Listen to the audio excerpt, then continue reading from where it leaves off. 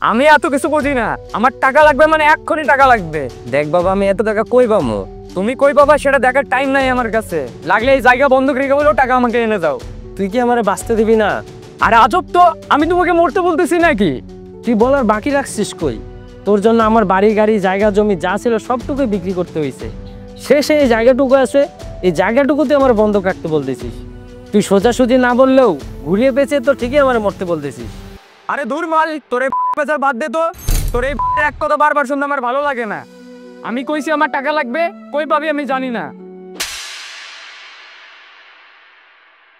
তোর এত বড় সাহস, তুই বাপরে তুই করে বলিস? তোর জন্য তোর মার চিকিৎসা করাইতে পারি নাই, টাকার জন্য চিকিৎসারভাবে মানুষ ছাড়া বাঁচাইতে পারলাম না। এখন কি তুই আমারই মেরে বলাইতে চাস? একবার তোর সন্তান থেকে তোর কিছু বলতে পারি না। ছোট থেকে বড় করলাম, তোরে ভালো ভার্সিটিতে পড়ালেখা করাইলাম, ভালো একটা চাকরি করবি দেখা। তুই তা না করে কি করিস? ঘুরিস ফিরিস আর টাকা নিস। এ কি করিস এত টাকা? আরে দূর মাল।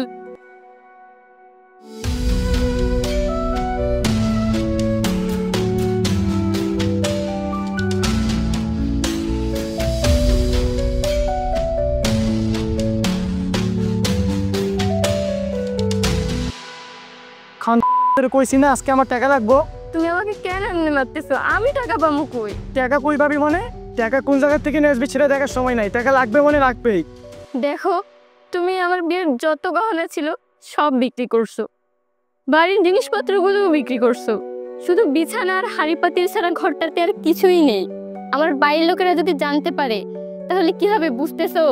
তারা যদি জানতে পারে তুমি আমার টাকার জন্য অত্যাচার করো, তাহলে তারা কি করবে তুমি জানো? তোমার ভালোবাসা বিয়া কইরা কি আমি ভুল করছি বলো? আরে তোর ভালোবাসাতে আমি কি করব? আমার টাকা লাগবে মানে আজকের মধ্যেই টাকা লাগবে। তুই তোর বাপের বাড়ি থেকে টাকা আনবি না কোন মাতার বাড়ি থেকে টাকা আনবি সেটা তোর বিষয়। টাকা লাগবে মানে আমার আজকেই টাকা লাগবে।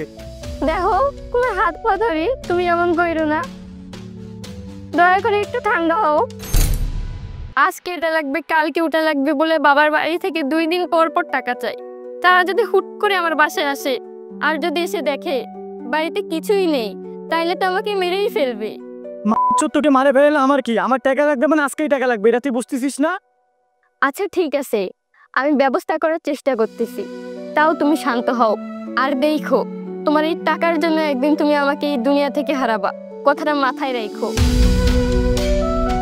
তোরে ভালোবাসে বিয়ে করছে দেখে প্রতিদিন তোকে ভালোবাসা দেখাতে হবে নাকি?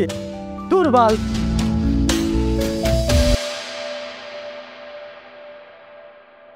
ছোট ভাই, প্লিজ তোমার আব্বার থেকে আরেকবার 20,000 টাকা ধার নিয়ে দাও, আমি সামনের সপ্তাহেই দিয়ে দিব। দেখেন ভাই, আপনার জন্য অলরেডি আব্বার থেকে 15,000 টাকা নিয়ে দিছি, ওগুলো এখনো ফেরত দেন নাই, আর কোনো টাকা নিয়ে দিতে পারবো না। ভাইয়া, টাকাটা না পেলে আমি পাগল হয়ে যাব। প্লিজ ভাই, তুমি তোমার আব্বার থেকে আরেকবার টাকাটা ধার নিয়ে দাও। আমি কথা দিলাম সামনের সপ্তাহের মধ্যে সব টাকা দেওয়ার ব্যবস্থা করব। তুমি প্রতিবার একই কথা বলেন, এবার আপনারা কোনো টাকা নিয়ে দিতে পারবো না, আপনি অন্য কারো কাছ থেকে নেন। ভাইয়া, সামনের সপ্তাহে যদি না দিতে পারি, এই যে এটা আমাদের জায়গার দলিল, সামনের সপ্তাহে টাকা দিয়ে এটা নিয়ে যাব। আচ্ছা ঠিক আছে, মনে থাকে যেন সামনের সপ্তাহের মধ্যে টাকা দিয়ে এটা নিয়ে যেতে হবে। আর যদি সময় মতো টাকাটা দিতে না পারেন তাহলে? থাক ভাই, বলা লাগবে না, আমি সময় মতো এসে টাকা দিয়ে এটা নিয়ে যাব। আচ্ছা ঠিক আছে, আপনি দাঁড়ান, আমি নিয়ে আসতেছি।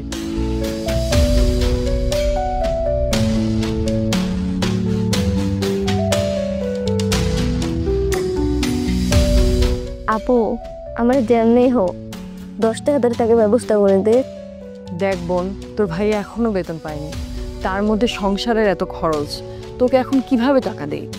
কয়েকদিন আগেও তুই আমার কাছ থেকে টাকা নিয়ে গেলি, বললি এই মাসেই দিবি, তাও দিলি না, এখন আবার আসছিস টাকার জন্যে?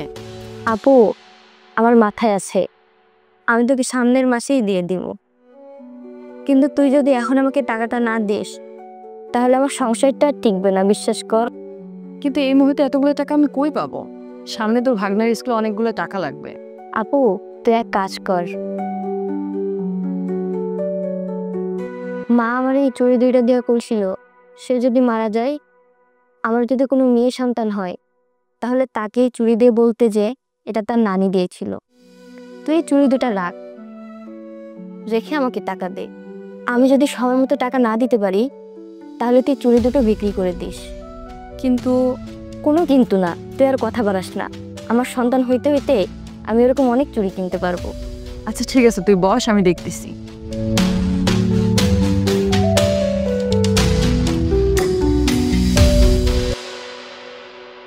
কিরে, মাকে তো টাকার অভাবে চিকিৎসার জন্য আগেই মেরে ফেললি। জায়গা জমি যা ছিল সব তো বিক্রি করাইলি।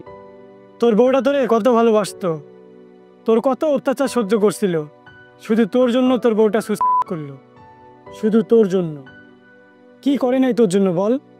গয়না থেকে শুরু করে বাড়ির জিনিসপাতি সব বিক্রি করাইছিস তুই। বাপের বাড়ি থেকে 2 দিন পর পর টাকা চাপ দিয়েছিস। শেষে একটা ভিটা ছিল, ওটাও তো বন্ধক রেখে টাকা এনে শেষ করে ফেললি। এই শোকে তো বাপটারও মেরে ফেললি। এখন কেন পাগলের মতো বসে আছিস? খেলবি না আর জুয়া? কিরে, এখন কেন চুপ করে আছিস? কথা বল। এই জুয়া খেলে কতজন বড় লোক হয়েছে তুই বলতে পারবি? আর জুয়া খেলা কি হালাল?